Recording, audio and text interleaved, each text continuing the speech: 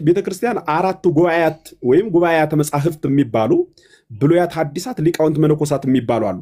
ብሉያት ማለት 46ቱ መጻሕፍት ናቸው። በ5500 ዘመን መካከል ሲያገለግሉ የነበሩ መጻሕፍት ናቸው።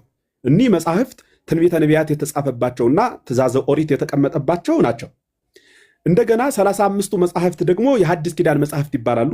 ጌታ በሥጋ ከተገለጸ በኋላ እሱ ያስተማራቸውና ሐዋርያት ደግሞ ከጌታ እግር ስር ቁጭ ብለው የተማሩትን የጻፉት ያስተማሩበት ትምህርት ማለት ነው።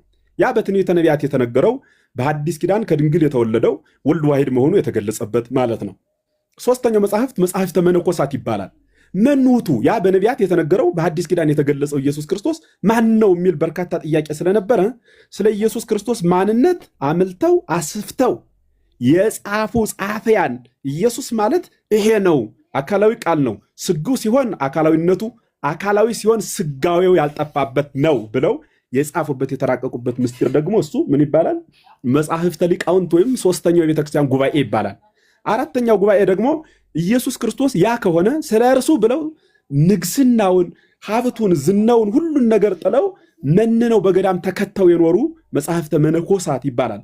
መጻሕፍተ መነኮሳት ሕይወት ነው። መጻሕፍተ መነኮሳት ሕይወት ነው። መጻሕፍተ ሊቃውንት ምስጢር ነው። መጻሕፍተ ሐዲስ ኪዳን መገለጽ ነው። መጻሕፍተ ብሉይ ኪዳን ደግሞ ትንቢት ነው።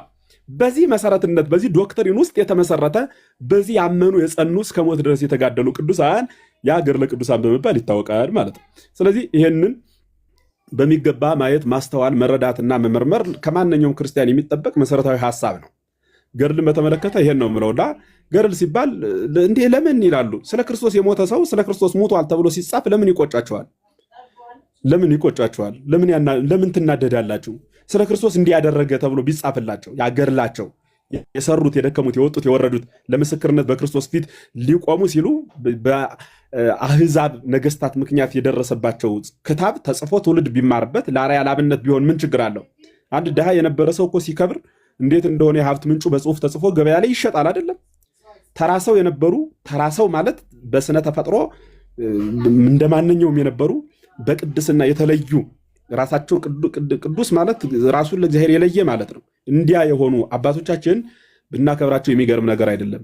ታምርን በተመለከተ አንድ ነገር ብቻ አልበል። ታምራትን በተመለከተ ሰው እንዲህረ እንደዚህ ይላል ብለው በጣም ይገረማሉ። የመጀመሪያው ሞኝነት ብቻ ሳይሆን እብደት ጭምርት ነው ብዬ ማስበው። ተአምር ማለት እኮ መልዕልተ ሕግ ማለት ነው። አንተ ሞኙ መልዕልተ ሕግ ማለት በአንተ ህሊና የማይዳኝ ማለት ነው። በቃ የበለዓም አህያ አፍ አውጥታ ተናገረች ማለት አሁን ይሄ በምን ንግግር፣ በምን አንደበት፣ በምን እውቀት አሁን ልታብራረው ትችላለህ? ማንስ ሊያብራረው ይችላል? ምንስ ብለህ ታብራራዋለህ? አህያ እኛ የምናውቀው ሲጫን ነው። አፍ አውጥታ ተናገረች አለ። ተአምር ነው፣ ከህግ ውጭ ነው። ገድል ላይ አይደለም የተጻፈው። ገድል ላይ ቢሆን የሁላቸው ኦርቶዶክስ ተረት አህያ አወራች ይላሉ ትሉን ነበር። ግን ደግነቱ እግዚአብሔር በመጽሐፍ ቅዱስ ውስጥ የተቀመጠ ቃል ነው። የበለዓም አህያ የተጻፈችው በኦሪት ዘኍልቍ ምዕራፍ 22 ነው። አያችሁ፣ ይሄ ራሱን የቻለ የሚደንቅ ምስጢር ነው ማለት ነው። ደግሞ ሌላ ልጨምርላችሁ። ተአምር ማለት ጌታ መድኃኔዓለም ክርስቶስ በተሰቀለበት ጊዜ ፀሐይ ጸልመ አለ። ጌታ ከቀኑ 6 ሰዓት ነው የተሰቀለው። ከቀኑ 6 ሰዓት እስከ 9 ሰዓት መስቀል ላይ ነበረ፣ ለ3 ሰዓት አይደል? ጌታ በተሰቀለ ጊዜ ከ6 ሰዓት እስከ 9 ሰዓት በምድር ላይ ሁሉ ጨለማ ሆነ ይላል። ፀሐይ ጸልመ ወወር ደመወ ወከዋክብት ወድቁ ፍጦነ ደመ ኮነ ይላሉ። ፀሐይ ጨለማ ሆነ አለ። ወወር ደመወ ጨረቃ ደግሞ ደም ሆነች። ወከዋክብት ወድቁ ፍጦነ ከዋክብት ፈጥነው ወደቁ ይላል። አሁን ልብ በሉ። ይኸው ምንድን ነው? ማን ተሰቅሎ ከየት ምን በምን ዘመን ነው ሰው ስለተሰቀለ ፀሐይ ጨልሞ የሚያውቀው? ይህ በፍጹም ኢያሱ በገባዖን ፀሐይን አቆማት ይላል። ይህ ተአምር እንዴት አቆማት? በሳይንስ ልታብራራው በአንደበት ልትገልጸው አቆማት። በቃ ምን ታደርጋል? ኢያሱ ለ3 ዓመት ማን ነው ኤልያስ ለ3 ዓመት ሰማያትን ለጎመ ሲባል ሰማይን በሬ ነው እንደ ሰማይ በምኑ ለጎመው? ይህ የተለያለ ቃል መጽሐፍ ቅዱስ ላይ የተጻፈ ቃል ነው። ይሄ መልዕልተ ሕግ ከመነገር ከመመርመር ባፋ የሆነ የሚታመን ታምር እግዚአብሔር ነው። እግዚአብሔር ያደረገው ተአምር ነው። ቅዱሳኑም ያደረጉት ያንኑ ተአምር ነው። ምክንያቱም እንዴት እግዚአብሔር የማይቻለዋል ሁሉ ቅዱሳን እንዴት ካልኸኝ፣ በእኔ የሚያምን እኔ የምሰራውን ስራ ይሰራል ከኔም አብልጦ ይሰራል አለ እግዚአብሔር። በእኔ የሚያምን ማለት ነው። መምህር አሁን ይህንን አሁን እርስዎ ያነሷቸውን ተአምራት ገድላት ውስጥ ተገኝተው ቢሆን እኮ የሚቀበላቸው ሰው የለም ነበር። ደግነቱ እሱን ነው እኮ ብለውት እያልሁ ነበር እኮ። ገድላት ውስጥ አለመኖራቸው አሉ። በነገራችን ላይ ገድላት ውስጥም አሉ። ግን ደግሞ ገድላት ውስጥ ካለው ተአምር ይልቅ መጽሐፍ ቅዱስ ላይ የተገኘው ተአምር ይበልጣል። አንድ እስኪ ልብ በሉ። ቦዘን ውሃ ምንም አይነት የተቀመመ የወይንም የጌሾም የገብስም ውጤት ሳይኖርበት በበርኒል የተቀመጠ ውሃ ወይን ሆነ የሚባል ቃል ስትሰሙ ይሄ ምንድን ነው? የሚያብራራልኝ ሰዋል አለ? አንድ እጅ እንዲህ ስለተደረገበት፣ አንድ እጥፍ እንደዚህ ስለተደረገበት ሚላ ያለው ይሄ ተአምር ነው። በቃና ዘገሊላ የተደረገው ተአምር ነው አይደለም? ተአምር ማለት ከህግ ውጭ የማይዳኝ በሰው ሐሳብ ማለት እንዴ። ጌታ እሱን እኮ ያደረገው ጌታ ነው የሚለኝ ሰው ቢኖር ጌታ ደግሞ ራሱ በእኔ የሚያምን እኔ የምሰራውን ስራ ይሰራል፣ ከእኔም አብልጦ ይሰራል አለ። ከእኔም አብልጦ ማለት እሱ ሰማይና ምድርን ፈጥሯል፣ እኔ ደግሞ ሰማይና ምድርን እፈጥራለሁ ማለት አይደለም።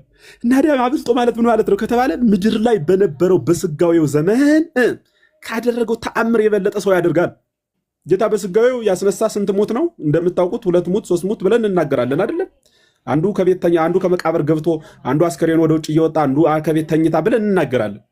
የሚገርማችሁ ከዚህ የበለጠ በቀን እዚህ የበለጠ የሚፈውሱ ተአምራት የሚሰሩ ቅዱሳን አሉ ማለት። እንዲህ ሲሆን አይ እንዲያው ክርስቶስ ተጋረደ ምናምን የሚሉ የዋሃን አሉ። ክርስቶስ ምን ክርስቶስ ይሄ የእጅ ባትሪ መሰለህ እንዴ? ተራራ የሚጋርደው የሆነ ሰው ከፊቱ ቆሞ የሚጋርደው እኮ አይደለም። የእጅ ባትሪ ነው የሚጋረድ። አተግነኝ የሚባለው መስታወት ነው።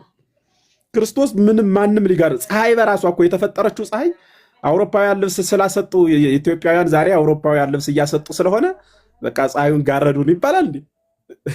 እሱ የፈጠራት ፀሐይ ያለምንም ግርዶሽ ለሁሉ የምታበራ ከሆነ እርሱ የፈጠራቸው ቅዱሳን እርሱ የፈጠራት ፀሐይ ለዓለም ሁሉ የምታበራ ከሆነ እርሱ የፈጠራቸው ቅዱሳን ስለተመሰገኑ የእግዚአብሔር የአምላክነቱ ክብር በዓለም ከመገለጽ የሚጋረድ አይደለም።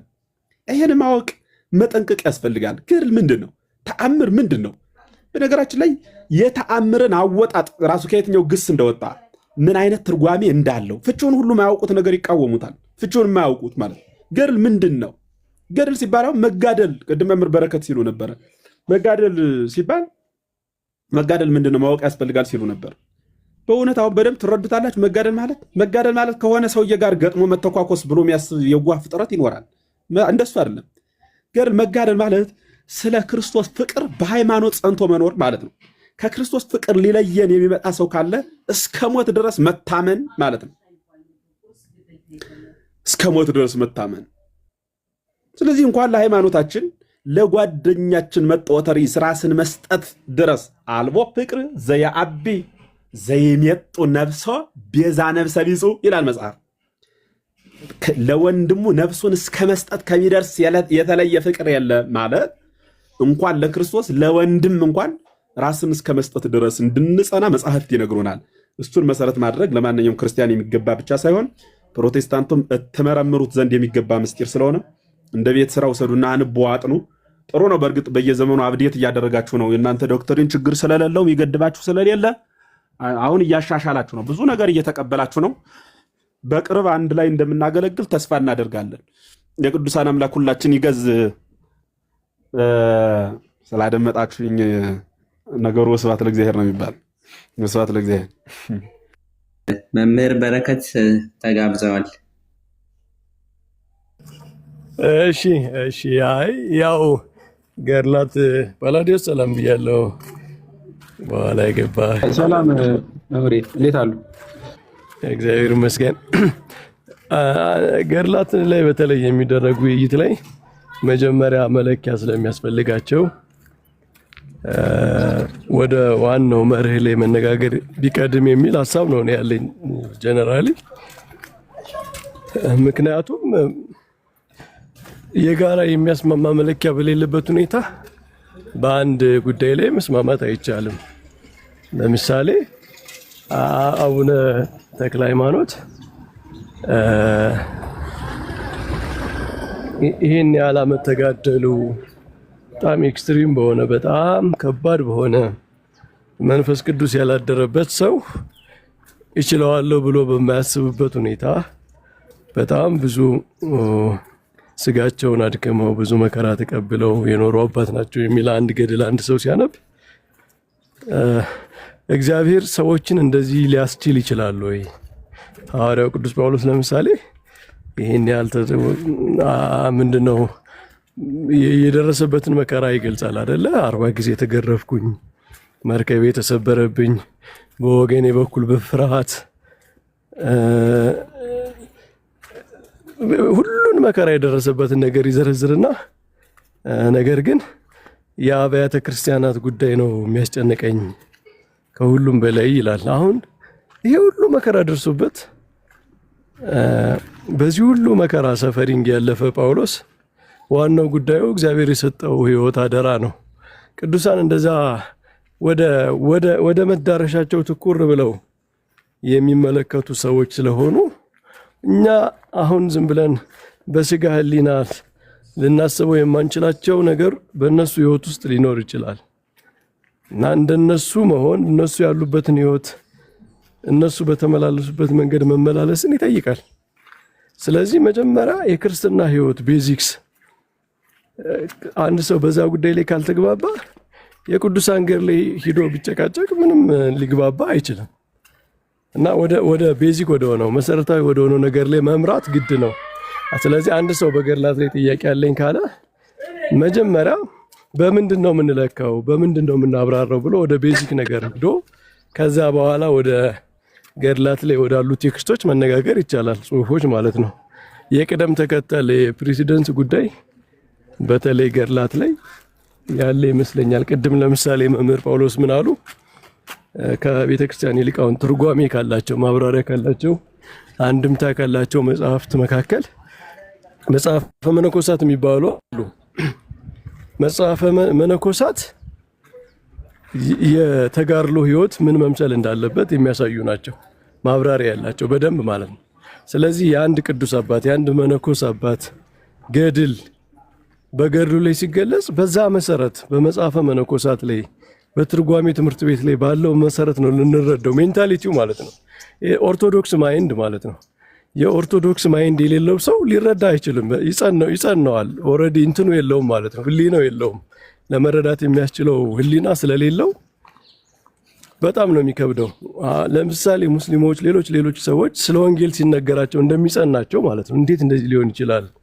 እኛውን ለምሳሌ ክርስቶስን ስጋና ደም ተቀበልን ስንል ሰው ስጋና ደም እንዴት ይበላል ብሎ የሆነ ውስጣቸው የሚጋፋቸው ነገር አለ አይደል? የክርስትና ሜንታሊቲ ገና ስለሌላቸው ማለት ነው። እንደዚሁም ሁሉ በገድላትም በሌሎች በቅዱሳን ተጋድሎ የኦርቶዶክስ ሜንታሊቲ የጥንቷ ቤተክርስቲያን የክርስትና ስፒሪቹዋሊቲ ክርስትና መንፈሳዊነት ምንድን ነው?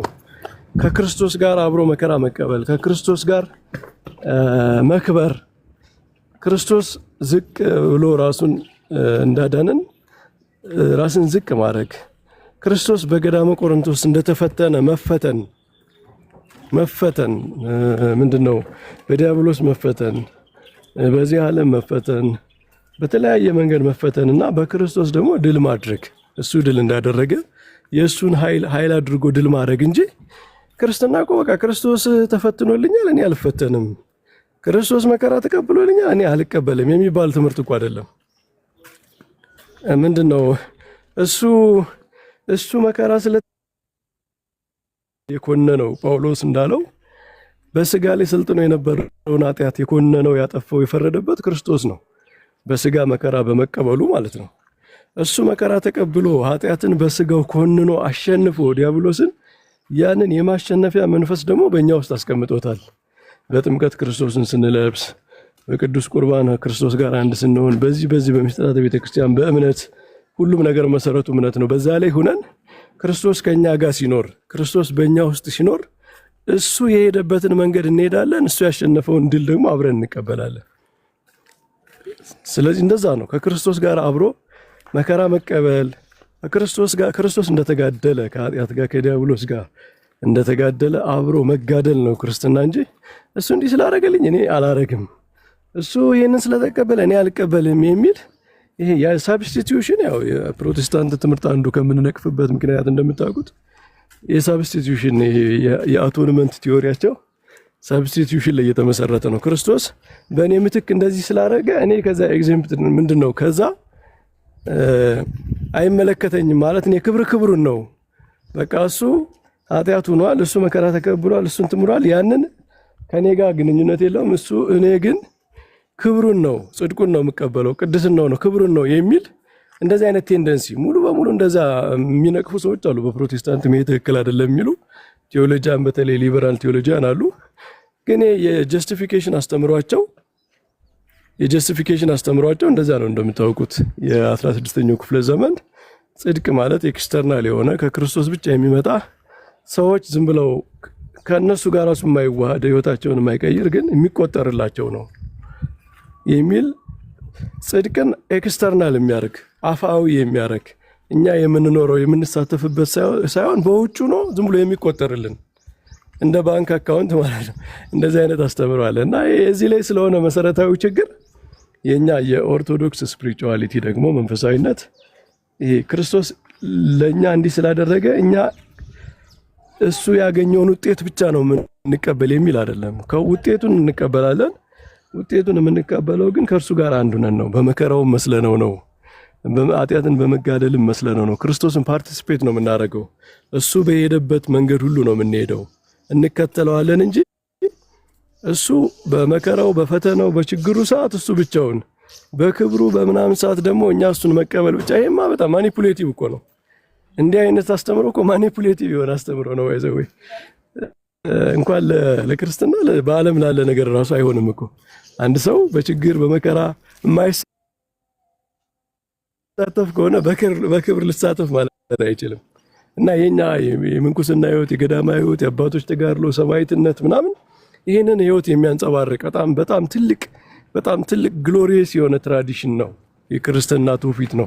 ከዛ ውጭ ግን ስፔሲፊክ የሆኑ ቴክስቶች አጻጻፍ ላይ ገድላት የራሳቸው እንትን አላቸው። ባይዘው ይሄ ምንድነው ጃንራ የሚባል አለ አይደል? የስነ ጽሁፍ ለምሳሌ የታሪክ መጽሐፍት፣ የቅኔ መጽሐፍት፣ የሳይንስ መጽሐፍት ብለን ብሮድሊ እንደምንመድባቸው የገድላት አጻጻፍ ደግሞ ራሱን የቻለ ነው። ፖኤቲክ ነው። አንዳንድ ግነታዊ የሆኑ ኤክስፕሬሽኖች ይኖሩታል መጽሐፍ ቅዱስ ላይ አንዳንድ ቦታ ላይ እንዳሉ። ስለዚህ ዋናው መልእክት ምንድነው ብለን ነው የምንወስድ እንጂ ይሄ በጣም ሊተራል እንደሆነ ጽሁፍ አይደለም የምናየው የገድላትን አጻጻፍ ማለት ነው። ቅኔያዊ የሆነ ብዙ ጊዜ ይሄ ምንድነው ቀጥታ ከመወሰድ ይልቅ መልእክቱን ዋናውን መልእክቱን የመቆፈር እሱን የመውሰድ ነው ገድላት ላይ የሚሰራው አካሄድ ማለት ነው። እና በዛ መንገድ ማየት አለብን። ግን ዋናው ጉዳይ ግን ይሄ ኦርቶዶክስ ስፒሪቹዋሊቲ ለምንድን ነው ለምሳሌ ካቶሊኮች እኛ ጋር በገድላት ላይ የማይከራከሩት? ለምንድን ነው ኢስተርን ኦርቶዶክሶች ለምንድን ነው የማይከራከሩት? ፕሮቴስታንቶች ብቻ ለምንድን ነው የሚከራከሩት? ይሄን ጠይቃችሁ ታውቃላችሁ? ለምን? እነሱ ስፒሪቹዋሊቲያችን አትሊስት ስለሚቀራረብ ነው። እነሱም ጋር ምንኩስና አለ፣ ራስን መግዛት አለ፣ ሰማዕትነት አለ፣ የጥንት ቤተክርስቲያን ሼር የምናደርገው ትራዲሽን ስላለ ማለት ነው። በመጀመሪያዎቹ 300-400 ዓመታት የጋራ ትራዲሽን ያንን ስለያዙ እነሱ አሁን በዚህ ጉዳይ እኛ ጋር አይከራከሩም። መጥተው ፕሮቴስታንት ጋር ብቻ መጥቶ የሚከራከረው ለምንድን ነው? ስለዚህ መሰረታዊ የሆነ የነገረ ድነት ልዩነት ስላለን እኮ ነው። ገድላቱ ላይ ያለ የጉዳይ የጽሁፉ ያጻጻፉ የምናምን ጉዳይ ሳይሆን የኦርቶዶክስ ስፒሪቹዋሊቲ እና የፕሮቴስታንት ስፒሪቹዋሊቲ ልዩነት ስላለው ነው። እና እሱ ላይ መሰረታዊ ከሆነው ነገር ላይ መነጋገር ጥሩ ነው። ይህንን ለማለት ነው። አንዳንድ ነገሮች ለምሳሌ አሁን ስለ መጥቆራ ምናምን ሰሞኑን ሲነሳ ሰምታችኋል አይደል? አሁን በእኛ ሀገር ብቻ ያለ ነገር ያስመስሉታል። ይሄ በዲመንስ በአጋንንት በኩል እነሱ ሚዲየተሩ ነው የሚወለዱ ሰዎች እንደዚህ ባይዘው በአውሮፓ በእነ ቶማስ አኩናስ መጽሐፍት ራሱ በጣም ብዙ ማብራሪያ የተሰጠው ነገር ነው። ምክንያቱም ፕራክቲካሊ በሰው ልጆች ህይወት ውስጥ እንደዚህ አይነት ነገሮች አሉ፣ ይከሰታሉ። ከጂን ከአጋንንት ወለደ ከሊወለደች ምናምን የሚባል ነገር አለና ቴዎሎጂያንስ ይህንን ነገር በጣም አጥንተውታል፣ ተመራምረውበታል። ምንድነው? እንዴት ሊሆን ይችላል? በባህሪ የማይመሳሰል አካል በባህሪው ከማይመሳሰለው ጋር እንዴት ሊወልድ ይችላል? እነዚህ ዲመንስ መላእክት ናቸው፣ ኤንጅልስ ናቸው፣ የወደቁ ናቸው እንጂ ስፒሪትስ ናቸው። ስለዚህ ከነሱ ጋር እንዴት ሊሆን ይችላል ብለው ብዙ እንትን ብለዋል እኮ። እና ምንድነው አንዱ ቲዮሪ አጋንንት ከወንዱ ጋር ይሄዱና ሴት መስለው በህልመ ሌሊት ምናምን ዘሩን ኮሌክት ያደርጋሉ። ከዛ ከሴቷ ጋር ደግሞ ይሄዱና ወንድ መስለው ደግሞ እንደዛ ዘሩን ወስደው ያስገባሉ። እንደዛ አንዱ ለምሳሌ መንገድ ይሄ ነው እና መጨረሻ ላይ የሚወለደው ሰው በባህሪው ሰው ነው። ሙቼት ሊያደርጉት ይችላሉ። ይሄ ጂኑን ምናምን እነሱ በጣም አድቫንስድ ስለሆኑ በእውቀት የመላእካዊ እውቀት ነው ያላቸው። የኛ ዶክተሮች እንኳን ያደርጋሉ እንኳን እነሱ ማለት ነው። እና በዛ መንገድ ከሰውነት አንዳንድ ነገሩ ያፈነገጠ ግን በባህሪው ሰው የሆነ ሰው ሊወለድ ይችላል። ይሄ አሁን ለምሳሌ እነ ቶማስ አኩናስ ቲዮሪ ነው። በዚህ መንገድ የተወለደ ሰው ግን ሰው አይደለም ወይ? ክርስቶስ አሁን አንድ ሰው ሃይፖቴቲካሊ አንድ ሰው በዚህ መንገድ ቢወለድ ማለት ነው ለዚህ ሰው ክርስቶስ አልሞተለትም? ይሄ ሰው የክርስቶስ መድኃኒት አያስፈልገውም ማለት ነው? በአጋንንት አሰራር በጣም ውስብስብ በሆነ በጥንቆላ በምናምን ባሉ ሰዎች ውስጥ አጋንንት በዚህ መንገድ ሰው ተወለደ ማለት ለዚህ ሰው ክርስቶስ አልሞተለትም ማለት ነው ወይ? ይሄ ሰው መዳን አይገባውም፣ በቃ ወድቆ ሲኦል ውስጥ ነው መወርወር ያለበት? ኖ፣ የቤተ ክርስቲያን ሕይወት የሚያሳየው ነው ለእነዚህ ሰዎችም ክርስቶስ ሙቷል። እንደውም እነዚህ ሰዎች እስከ ቅድስና ደረጃ ሊሄዱ ይችላሉ የሚል እኮ ነው። በጣም ፓወርፉል የሆነ መልእክት ነው። ክርስቶስ በጣም ዲፕ የሆነ ዳርክነስ ውስጥ ያለውን የሰው ልጅ ሁሉ ለማዳን ነው የመጣ እንጂ እንደው የተሻለ ኑሮ ላይ ያሉት ጻድቃንን ለማዳን አይደለም የመጣ። ውስብስብ በሆነ አጋንንታዊ አሰራር ውስጥ ያሉ ሰዎችን ሁሉ ነፃ ለማውጣት ነው የመጣው ማለት ነው።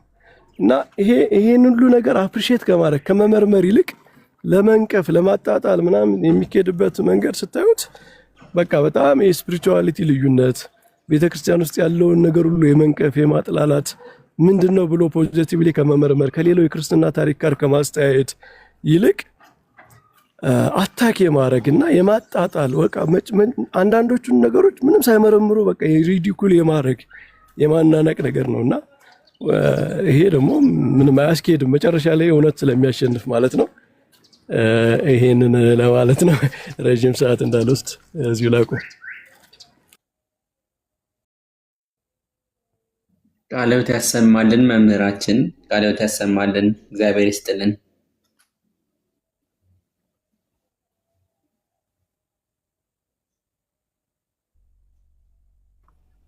ከታች የሆነ ልጅ ጥያቄ አለኝ ለመምህር በረከት እያለ ነው።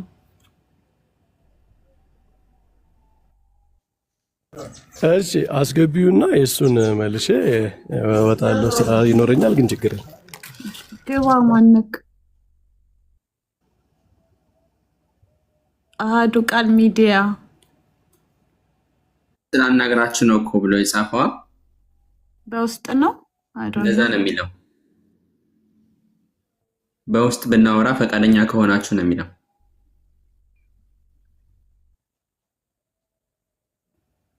ነው እንዴ? እሺ እንደዛ ከሆነ ችግር የለም። በቃ በውስጥ ይጻፍልኝና እናወራለን። እሺ እንግዲያውስ ልሰናበታችሁ። በቃ እኔም ወደ ስራ ልገባ ነው። እሺ መምህር ቃልዎት ያሰማልን። በሰላም ይዋሉ። አሜን አሜን። ለሁላችንም የሚያሰማን ደህና ዋሉ። እግዚአብሔር ይስጥልን እንዳይጠፉ። እሺ